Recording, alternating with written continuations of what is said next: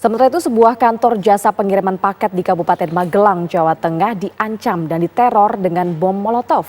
Akibat kejadian tersebut, satu orang terduga pelaku diamankan oleh petugas kepolisian dan seorang karyawan mengalami syok dan dilarikan ke rumah sakit usai disetrum oleh pelaku menggunakan alat stun gun kejut listrik.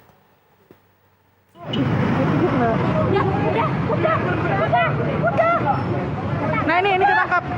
Video amatir memperlihatkan detik-detik saat petugas berhasil meringkus terduga pelaku teror di kantor jasa pengiriman paket yang berada di Jalan Raya Magelang, Yogyakarta. Aksi pengancaman dan teror bom Molotov ini tepatnya terjadi di Kampung Pasar Anyar, Kecamatan Mertoyudan, Kabupaten Magelang, Jawa Tengah. Sebelum ditangkap pada Jumat siang, pelaku awalnya langsung naik ke lantai 2 kantor dan mengancam 3 karyawan. Pelaku bahkan sempat menyetrum salah satu karyawan perempuan menggunakan alat stun gun kejut listrik. Akibat panik saat korban berteriak, terduga pelaku kemudian melempar bom Molotov sehingga seisi ruangan kantor dipenuhi asap. Dari hasil penyelidikan sementara, diduga aksi teror yang dilakukan mantan karyawan kantor jasa pengiriman paket tersebut berlatar belakang sakit hati. Telah terjadi ancaman terhadap karyawan JNE. Ancamannya ini yang diduga pelaku masuk ke ruangan JNE, kemudian di atas itu mengancam karyawan cara meneror. Dan lagi perjalanan dari kota mau ke Sawitan, terus melihat di depan kantor JNE ini rame-rame, saya kira kecelakaan. Terus saya berhenti, saya mendekat, rame, ada yang bawa batu, ada yang bawa tongkat, terus teriak-teriak ke dalam, minta nggak tahu siapa suruh keluar, ayo metu kayak gitu. Terus Tim Inafis Satreskrim Polresta Magelang yang datang ke lokasi langsung melakukan olah kejadian perkara. Selain menangkap pelaku, petugas mengamankan alat stun gun kejut listrik, serpihan bom Molotov, serta sepeda motor milik terduga pelaku.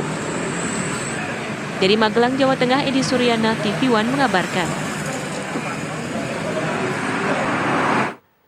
Pemirsa, meski Badan Kesehatan Dunia atau WHO secara resmi telah mengumumkan pandemi COVID telah berakhir, namun COVID-19 masih menjadi ancaman. Pasca libur Lebaran, pasien COVID-19 di Rumah Sakit Umum Kabupaten Tangerang mengalami kenaikan yang signifikan. Bahkan lantaran tidak dapat lagi menampung pasien COVID, pihak RSU Kabupaten Tangerang terpaksa merujuk pasien ke rumah sakit lain.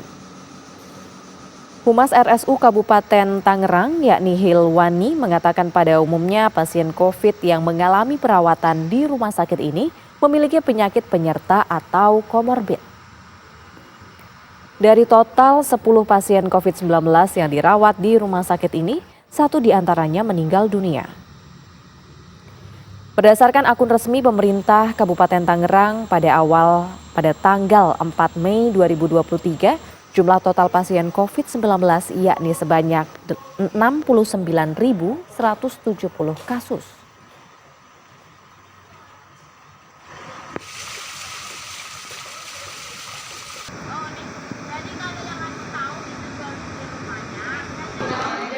Pasien COVID, sebenarnya peningkatan pasien rawat inap karena COVID itu sudah ada kenaikan sejak sebelum Lebaran, di mana ruang isolasi kita selalu penuh.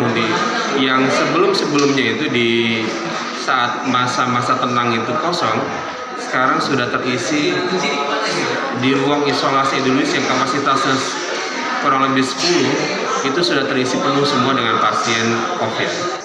Ya, untuk pasien COVID ini, untuk pasien-pasien yang indikasi rawat, ada beberapa pasien yang kita rujuk karena penuh di ruang isolasi COVID. Jadi tidak ada antrian pasien COVID yang masuk ke rumah sakit umum Kabupaten Tangerang. Dirujuknya ke rumah sakit Balaraja, ke rumah sakit rumah sakit pusat di Sunati Saroso gitu. Ya, umumnya kebanyakan mereka dengan penyakit-penyakit komorbid ya, tapi ada juga yang murni karena COVID.